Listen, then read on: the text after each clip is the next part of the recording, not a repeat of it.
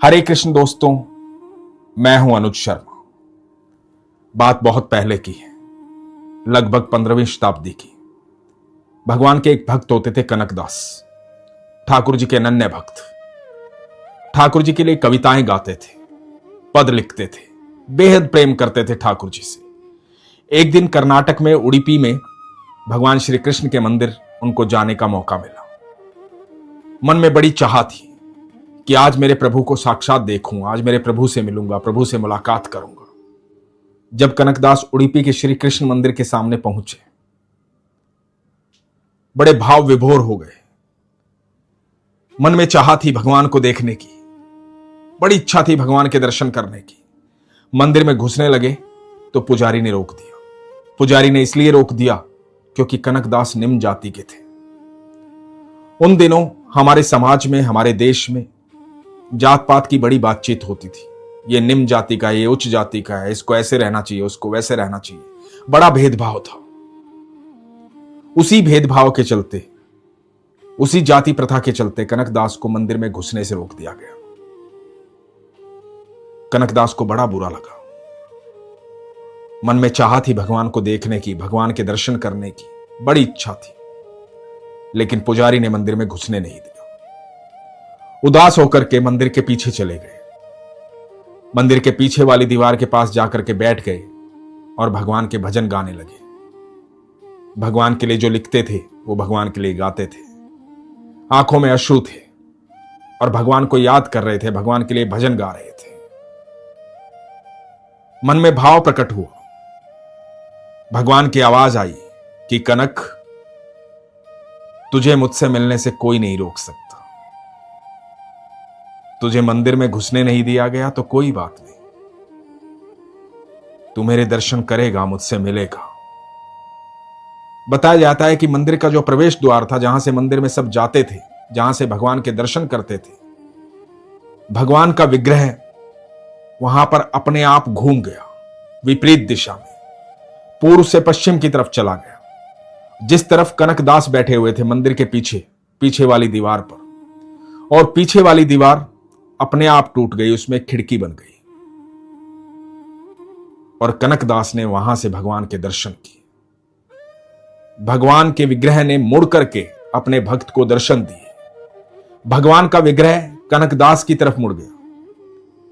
वो खिड़की आज भी है। उस खिड़की को कनकदास की खिड़की कहा जाता है। कनकना किंडी के नाम से प्रसिद्ध है। आज भी जब आप उस मंदिर जाते हैं तो खिड़की वैसे ही दिखाई देती है। लोग वहीं से भगवान के दर्शन करते हैं। वो कनकदास की खिड़की है। भगवान का भक्त के प्रति इतना प्रेम था कि भगवान का विग्रह अपनी जगह से घूम गया। जिस तरफ भक्त था उस तरफ भगवान का विग्रह हो गया। दोस्तों, भगवान से मिलने से आपको कोई नहीं रोक सकता। आपकी सच्ची भक्ति होनी चाहिए। भगवान की नजर में एक चींटी से लेकर हाथी तक सब एक समान है, क्योंकि ईश्वर सबके भीतर विद्यमान है। जो संपूर्ण शक्ति का मालिक है, जो अनंत ब्रह्मांड का रचयिता है, वो सबके भीतर विद्यमान है।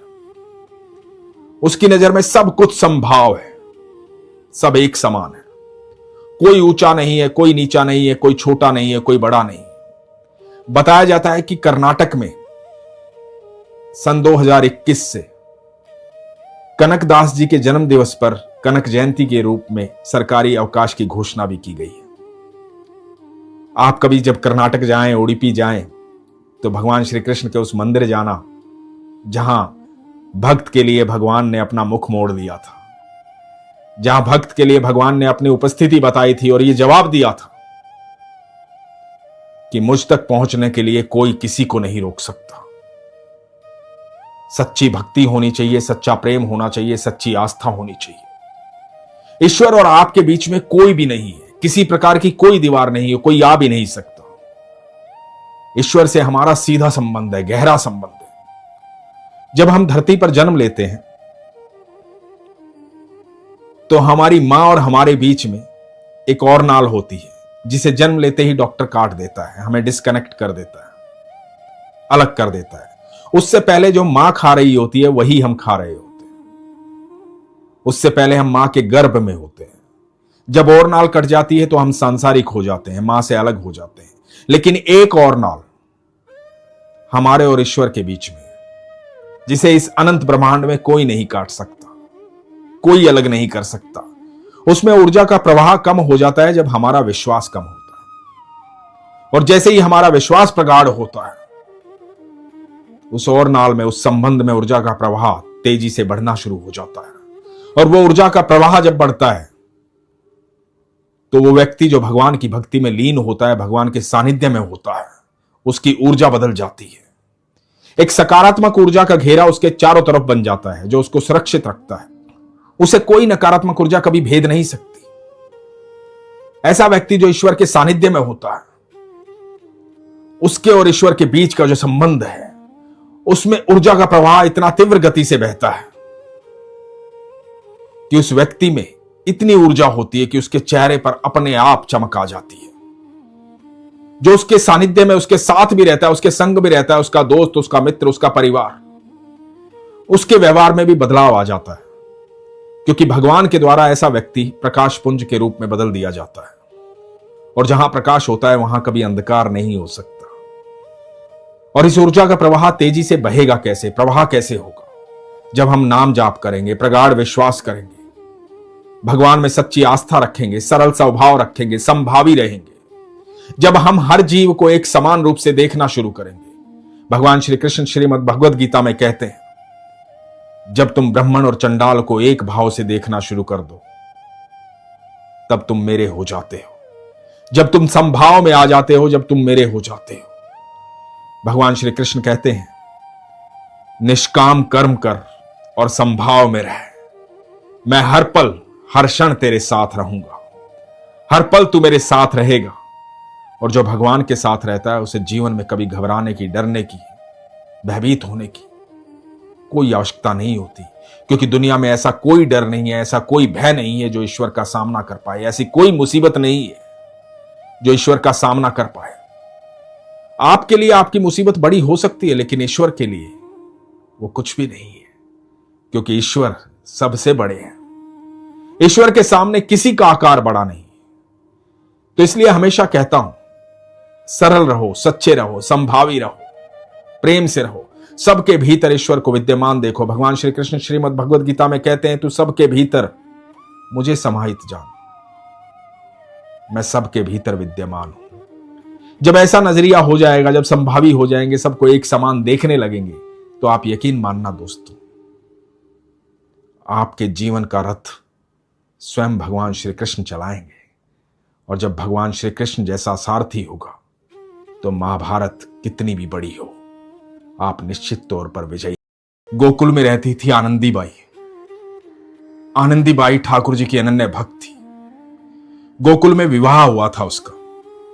बताते हैं कि उसके पति ने शादी से पहले उसको देखा नहीं था, और शादी के बाद जब देखा तो उसके पति को बड़ा झटका लगा, क्योंकि आनंदी बाई सूरत से थोड़ी कुरूप थी, सुंदर नहीं दिखती थी।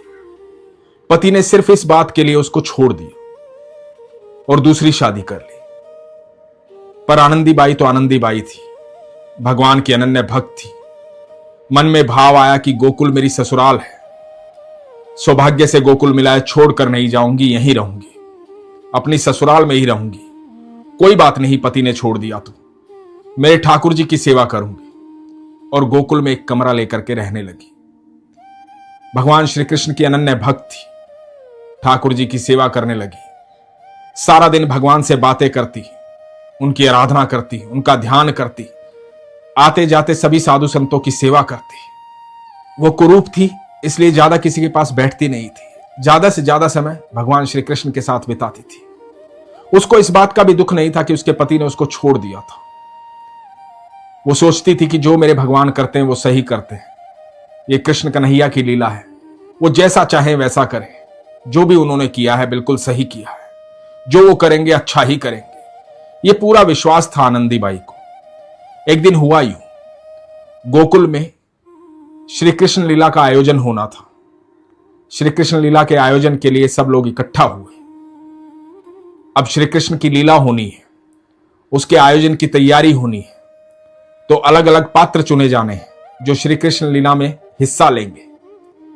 तो वहां पर आनंदीबाई भी बैठी थी और आनंदीबाई का वो पति भी बैठा था जिसने दूसरी शादी कर ली थी।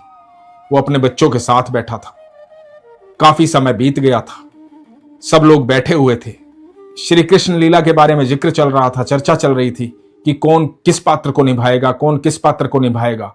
एक 8 साल के सुंदर से बच्चे को, सांवले से बच्चे को भगवान श्री कृष्ण के लिए चुना गया कि भगवान श्री कृष्ण का पात्र ये 8 साल का बच्चा करेगा, वहीं गोकुल का निवासी। अब बात आई श्री कृष्ण लीला में कुब्जा के किरदार की। कुब्जा का पात्र कौन करेगा? जब कुब्जा के पात्र की बात आई तो आनंदीबाई के पति ने खिल्ली उड़ाते हुए ये कहा, आनंदीबाई की तरफ देख करके, ये देखो ये कुब्जा ही तो लगती है, इसको कुब्जा का पात्र दे दो। कुब्जा कुरूप थी ना, यही तो लगती है कुब्जा, कुछ मेकअप भी नहीं करना पड़ेगा, इसको कुब्जा का पात्र दे दो। तो आयोजकों ने आनंदीबाई से बात की कि क्या आप कुब्जा का पात्र करेंगे?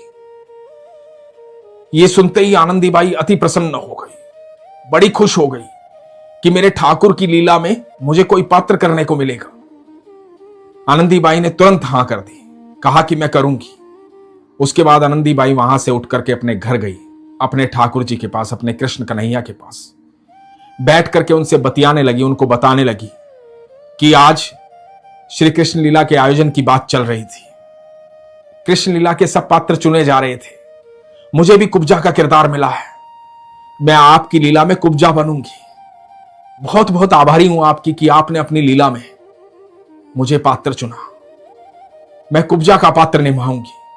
ये सोचकर ही इतनी हर्षित हो रही थी कि नृत्य करने लगी और बार बार सोच रही थी कि जब श्री कृष्ण लीला होगी मैं कुब्जा बनूंगी, भगवान श्री कृष्ण आएंगे, मेरे पैर पर पैर रखेंगे, अपने हाथों से मेरी ठोड़ी को छुएंगे और मेरा चेहरा ऊपर उठाएंगे।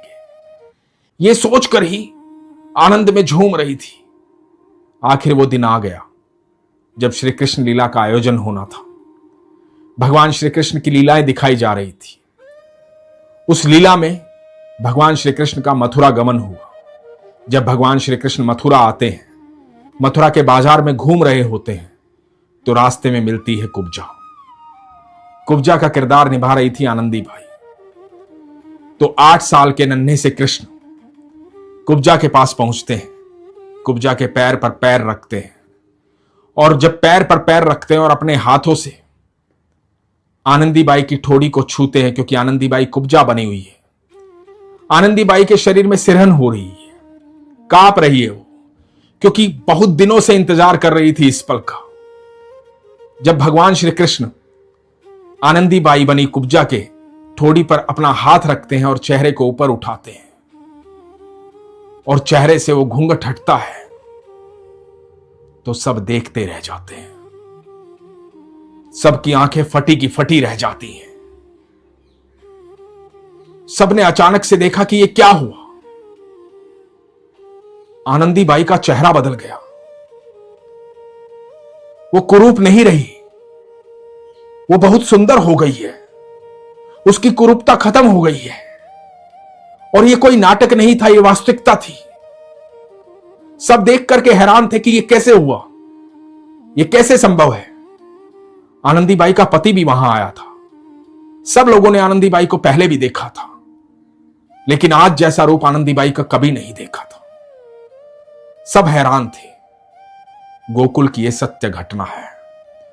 उसके बाद आनंदीबाई अपने घर गई, ठाकुर जी को धन्यवाद किया, भाव विभोर हो गई, आंखों में अश्रु भरे हुए थे, शरीर कांप रहा था, भगवान का धन्यवाद कर रही थी कि प्रभु आप आए, आप साक्षात आए, आपने मुझे स्पर्श किया, मेरा रूप बदल दिया। प्रभु अपने पति का धन्यवाद कर रही थी कि यदि वो मुझे ना छोड़ते तो मैं कभी कृष्ण भक्ति में इतनी लीन ना होती।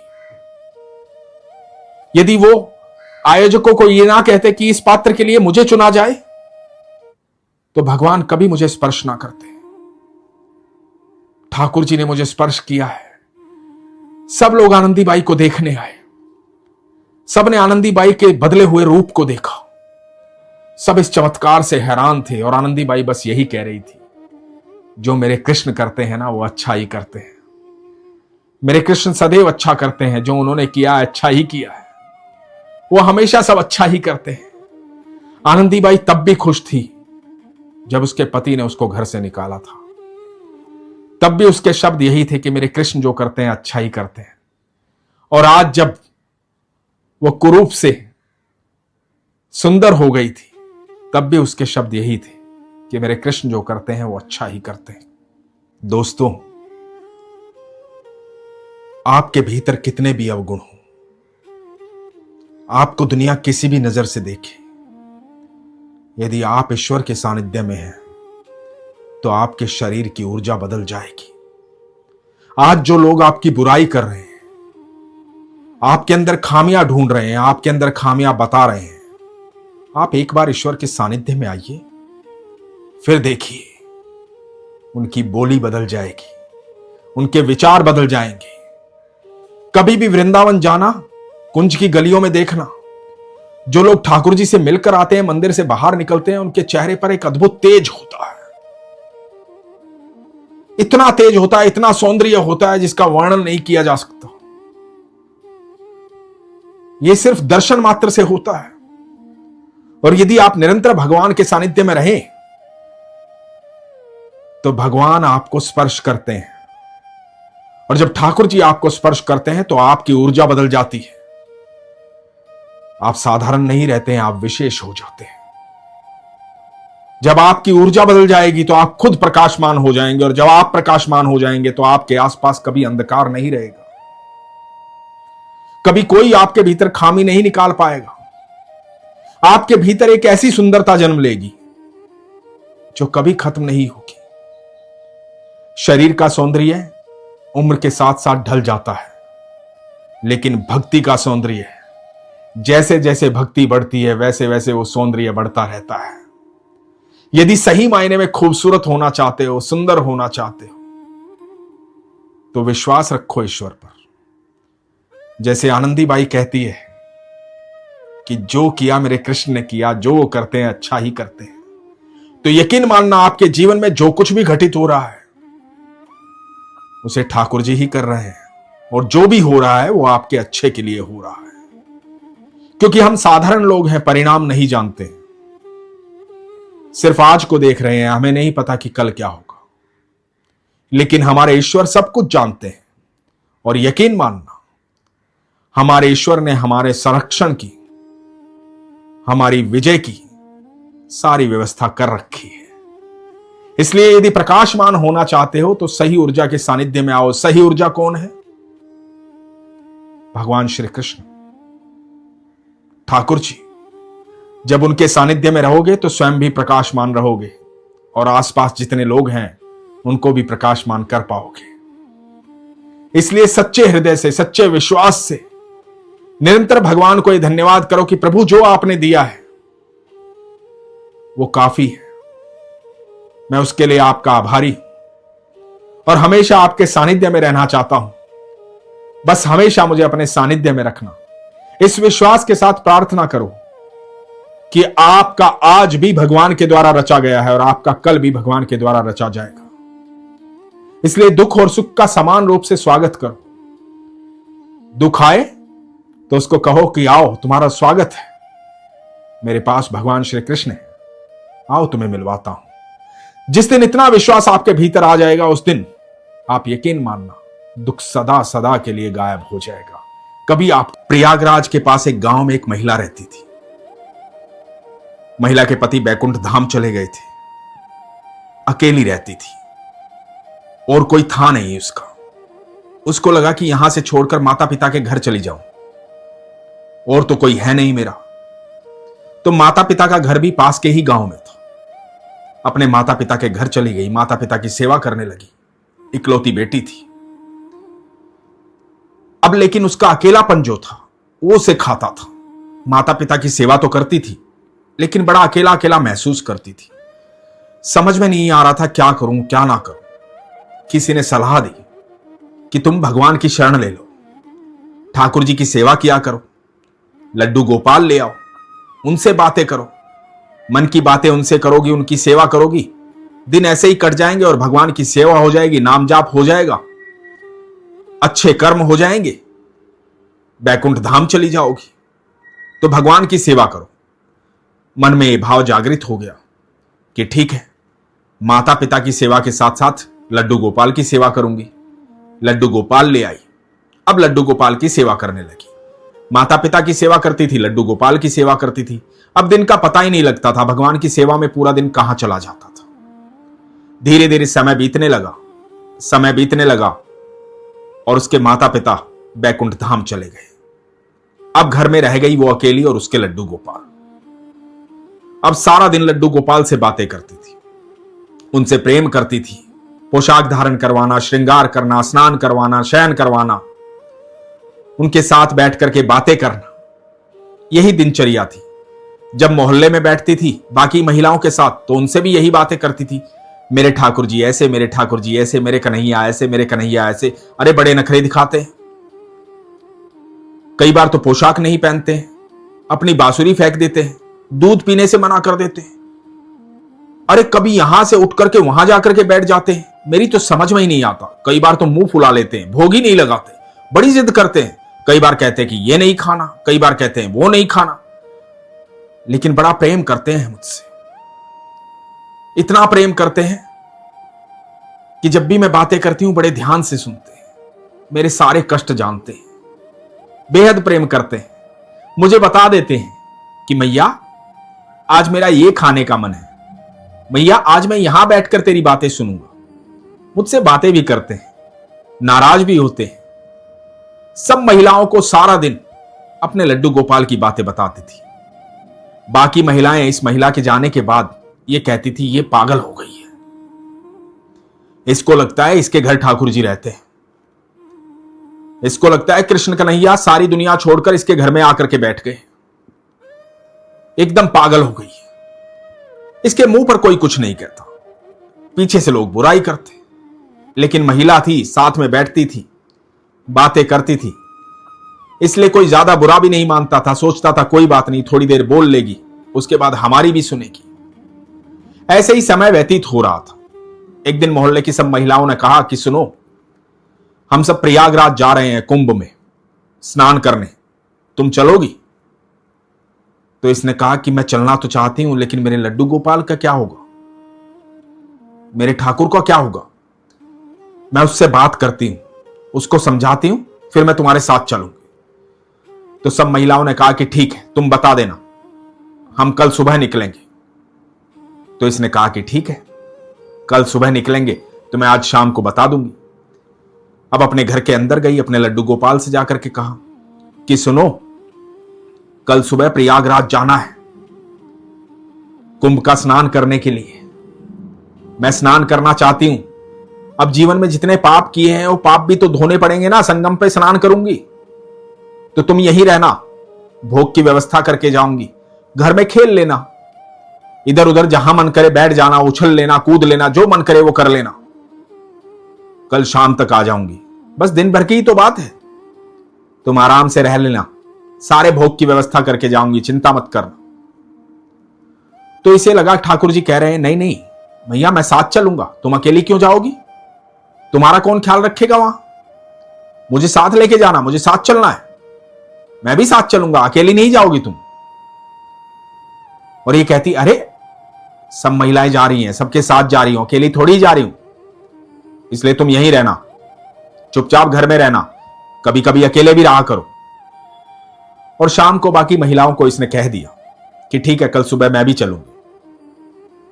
सुबह बैलगाड़ी आ गई, ये घर से निकलने लगी, ठाकुर जी के भोग की सारी व्यवस्था कर दी थी, जाकर के बैलगाड़ी में बैठ गई। बैलगाड़ी थोड़ा सा आगे बढ़ी और इसने सबको कहा कि रुको रुको रुको। सब हैरान हो गए, क्या हुआ? अब क्योंकि ये थोड़ी बुजुर्ग हो गई थी इसलिए थोड़ा सम्मान भी करते थे लोग। बोले री मैया क्या हो गया, क्या भूल गई? तो इसने कहा अरे मेरे ठाकुर जी आवाज दे रहे हैं, वो कह रहे हैं मुझसे अकेले नहीं रुका जाएगा, मैं उनको लेकर आती हूं, रुको एक मिनट। और ये भाग करके अपने घर वापस गई, जाकर ठाकुर जी को बोली कि चलो साथ में, इतनी जिद अच्छी नहीं होती, अब चलना चाहते हो तो चलो साथ में। और ठाकुर जी को लिया और आकर के बैलगाड़ी में बैठ गई। अब बैलगाड़ी में बैठते ही बोलने लगी, बड़े जिद्दी हैं, मानते ही नहीं। मैंने कल बहुत समझाया था, सुबह जब मैं निकलने लगी तब तो कुछ नहीं बोले, अब मैं बैलगाड़ी में बैठ गई तो मुझे आवाज दे रहे हैं कि मुझे भी साथ लेकर चलो, मुझे भी साथ लेकर चलो। अब सब महिलाएं जानती थी कि ये जो मैया है ये ऐसी ही बातें करती है, तो इसकी बातें सुन लेते थे, परेशान भी हो जाते थे लेकिन सुन लेते थे। अब ये मैया कहने लगी कि सुनो, तुम थोड़ा पीछे बैठ जाओ, मुझे आगे बैठने दो, इसको बैलगाड़ी में आगे बैठना है, मेरा कान्हा ऐसे आगे देखना चाहता है, इसको आगे बैठने दो। तो महिलाएं थोड़ी एक तरफ हो गई, उसको आगे बिठा लिया। अब ऐसे ऐसे सफर कटने लगा और प्रयागराज जा पहुंचे। प्रयागराज में जाकर के एक कैंप में रुके, एक टेंट लगाया, उसमें रुके। अब सब टेंट से निकल करके नहाने के लिए जा रहे थे। जब नहाने जाने लगे तो इसने ठाकुर जी को कहा कि सुनो, पानी बहुत ठंडा है, तुम यहीं रुक जाओ, मैं स्नान करके आती हूं। तो इसे लगा ठाकुर जी कह रहे हैं नहीं मैं भी साथ चलूंगा, मैं यहां क्यों रुक जाऊं, यहां तक आया हूं तो मैं भी साथ चलूंगा। तो इसने कहा कि ठीक है चलो साथ। अब वहां जाकर के गंगा के किनारे बिठा दिया, खुद स्नान किया। जब स्नान करके बाहर निकली तो आवाज सुनाई दी, ठाकुर जी कह रहे हैं मुझे भी तो डुबकी लगवाओ, मुझे भी तो स्नान करना है, सबने स्नान कर लिया, मैं यहां क्यों बैठा रह गया। तो इस मैया ने कहा अरे कान्हा, पानी बहुत ठंडा है, तुम्हें सर्दी लग जाएगी, तुम क्या करोगे स्नान करके, बस यहां बैठे रहो। तो ठाकुर जी ने कहा कि नहीं नहीं, मुझे भी स्नान करना है। तो इस मैया ने कहा कि ठीक है आओ, और ठाकुर जी को भी गंगा मैया में डुबकी लगवा दी। जब डुबकी लगवा दी तो इसको लगा कि ठाकुर जी ठिठुर रहे हैं, सर्दी लग रही है। तो कहने लगी मैंने कहा था ना सर्दी बहुत है, ठंडा पानी है, अब हो रही है ना ठिठुरन। और कंबल में दुबका लिया अपने ठाकुर जी को और बोली कि अभी यहीं बैठे रहो, रुको गरम गरम दूध लेकर आती हूं। और गरम गरम दूध लेकर आई और ठाकुर जी को वहीं पर गंगा किनारे भोग लगाया। कहा कि गरम गरम दूध पी लो, ठीक हो जाओगे। कंबल में लिपटे हुए छोटे से लड्डू गोपाल दूध का भोग लगा रहे हैं। सब मैया को देख रहे हैं कि मैया सच में पागल हो गई है, इसकी सारी दुनिया इस लड्डू गोपाल में है। ये पीतल की मूर्ति पता नहीं क्या बात करती है इनसे, समझ में नहीं आता। और मैया को कोई समझाए कैसे कि ये सिर्फ मूर्ति है, सारा दिन इन्हीं से बात करती है, क्यों इनसे बात करती है, ये सच नहीं है, इनके मारे दुखी रहती है, परेशान रहती है। मेरे लड्डू गोपाल भोग लगाएंगे, मेरे लड्डू गोपाल को सर्दी लग रही है, मेरे लड्डू गोपाल स्नान करेंगे, मेरे लड्डू गोपाल ऐसे करेंगे, मेरे लड्डू गोपाल वैसे करेंगे।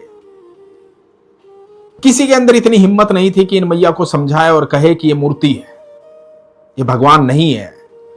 तुम सोच रही हो सारी दुनिया अनंत ब्रह्मांड को छोड़ करके वो तुम्हारे साथ बैठे हुए,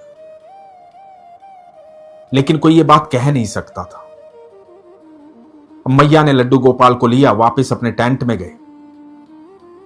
अब सब जाने की तैयारी कर रहे थे, वापस जाने की, सबने स्नान कर लिया था। तो सबने कहा कि मैया चलते हैं, अब आओ। तो मैया ने कहा अरे रुको, मेरे ठाकुर जी कह रहे हैं उनको जलेबी खानी है, बेटा कोई जलेबी ला दो, मेरे ठाकुर जी को जलेबी खानी है। सबने कहा अरे मैया, रात होने से पहले पहुंचना है, चलने का समय हो गया है, चलो वहां अपने घर पे खिला लेना, अब चलो यहां से। मैया ने कहा नहीं बेटा, बिना जलेबी खाए मेरे लड्डू गोपाल नहीं जाएंगे, जलेबी खानी है इनको।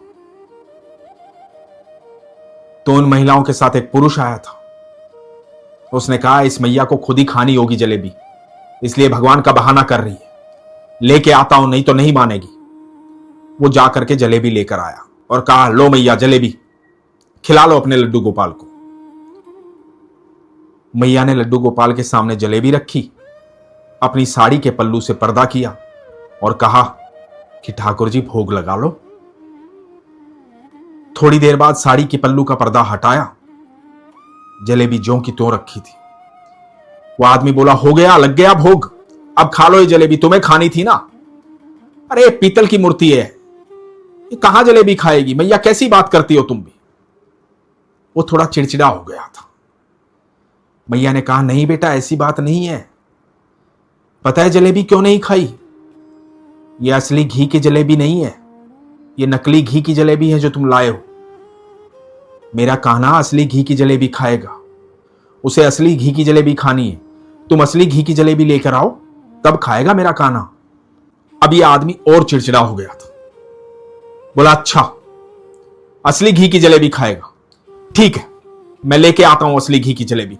और यदि तुम्हारे ठाकुर जी ने असली घी की जलेबी नहीं खाई ना, तो तुम्हें और तुम्हारे ठाकुर जी को यहीं पर छोड़कर चले जाएंगे।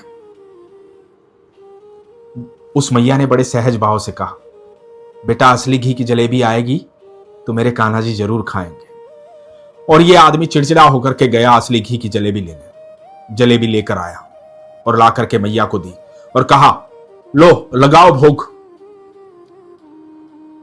अब सारी महिलाएं और यह आदमी सब वहीं खड़े हैं। मैया ने लड्डू गोपाल के सामने असली घी की जलेबी रखी, साड़ी के पल्लू से पर्दा किया और कहा, ठाकुर जी भोग लगाओ, भोग लगाओ मेरे कन्हैया। थोड़ी देर साड़ी के पल्लू से पर्दा किए खड़ी रही। जब थोड़ी देर बाद साड़ी के पल्लू का पर्दा हटाया तो सब देखकर हैरान हो गए। जिस प्लेट में जलेबी रखी थी वो प्लेट खाली थी, उसमें कुछ भी नहीं था। ठाकुर जी ने भोग लगा लिया था।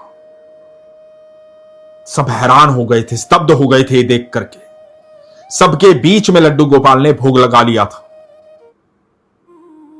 सब हैरान थे और मैया बड़ी खुश थी। यह देख करके जो आदमी चिड़चिड़ा हो गया था, जो जलेबी लेकर आया था, वो ठाकुर जी के सामने नतमस्तक हो गया, रोने लगा, माफी मांगने लगा। बोला, प्रभु मुझे क्षमा कर दो, मुझसे गलती हो गई है, मुझे क्षमा कर दो, मुझसे क्या गलती हो गई है, मैंने क्या ना कह दिया। ये मैया ने कहा, बेटा तू क्यों क्षमा मांग रहा है? अरे तुझसे तो बड़े खुश हैं ठाकुर जी, तू इनके लिए जलेबी जो लेकर आया था, इनको बड़ा आनंद आया असली घी की जलेबी खाने में, ये तो बड़े खुश हैं, बड़े प्रसन्न हैं। तू माफी मत मांग, तुझसे बिल्कुल भी नाराज नहीं है। और यह बात सुनकर के आदमी रोने लगा। सारी महिलाएं स्तब्ध थी। जो मैया का मजाक उड़ाती थी, आज उन्होंने देख लिया था कि मैया झूठ नहीं बोलती है। अनंत ब्रह्मांड का रचयिता मैया के साथ रहता है, हर पल रहता है, हर क्षण रहता है। इसका मतलब मैया जो जो बातें बताती हैं वो सब होता है। इस आदमी ने मैया को कहा, मेरी मैया, जब तक तू इस धरती पर रहेगी मैं तेरी और तेरे लड्डू गोपाल की सेवा करूंगा। तू मुझे बताना ठाकुर जी भोग में क्या पाना चाहते हैं, मैं वही लेकर आऊंगा। और जब तू बैकुंठ धाम चली जाएगी तब मैं अपनी आखिरी सांस तक ठाकुर जी की सेवा करूंगा। अब तू किसी प्रकार की कोई चिंता मत करना मैया, मुझे क्षमा कर दे, मुझसे अपराध हो गया, मैंने तेरी बात को मजाक जाना, मुझसे गलती हो गई। सब मैया से क्षमा मांग रहे थे, सब ठाकुर जी के सामने नतमस्तक थे। दोस्तों, जब हम सरल हो जाते हैं, सहज हो जाते हैं, तो हमारी भक्ति भी पराकाष्ठा पर होती है। जरूर एक दुकानदार के पास जब लड्डू गोपाल होते हैं तो पीतल की मूर्ति होती है, लेकिन जब हमारा सच्चा भाव भगवान को निमंत्रित करता है तो उसी पीतल की मूर्ति में साक्षात ठाकुर जी विराजमान होते हैं। फिर हमें ठाकुर जी की हर बात सुनाई देती है, ठाकुर जी हमारी हर बात सुनते हैं। भगवान भाव से प्रकट होते हैं, सहज और सरल भाव से प्रकट होते हैं। तब वो पीतल की मूर्ति नहीं रहती। जो लोग लड्डू गोपाल की सेवा करते हैं वो भली भांति जानते हैं कि साक्षात ठाकुर जी उनके साथ रहते हैं। उनको हर पल ठाकुर जी की अनुभूति होती है। उनको समझ में आता है कि ठाकुर जी आज क्या भोग लगाएंगे, ठाकुर जी कौन सी पोशाक धारण करेंगे, ठाकुर जी कहां बैठ करके बातें सुनना चाहेंगे, ठाकुर जी कहां चलना चाहते हैं, कहां बैठना चाहते हैं, क्या करना चाहते हैं, कब शयन करना चाहते हैं, कब उठना चाहते हैं, कब भोग लगाना चाहते हैं। जो लोग लड्डू गोपाल की सेवा करते हैं उनके ठाकुर जी उनसे बात करते हैं, उनको अनुभूति होती है। ये बात विश्वास की है, सरल भाव की है, सहज भाव की है, सच्ची भक्ति की है। यदि आप भी अनुभूति करना चाहते हैं, आप भी ठाकुर जी से बातें करना चाहते हैं, आप भी चाहते हैं कि हर पल साक्षात अनंत ब्रह्मांड के रचयिता आपके साथ रहें, तो प्रगाढ़ विश्वास की आवश्यकता है। इसीलिए हमेशा कहता हूं, अपने विश्वास को मजबूत रखो, अपना ख्याल रखो। हरे कृष्ण।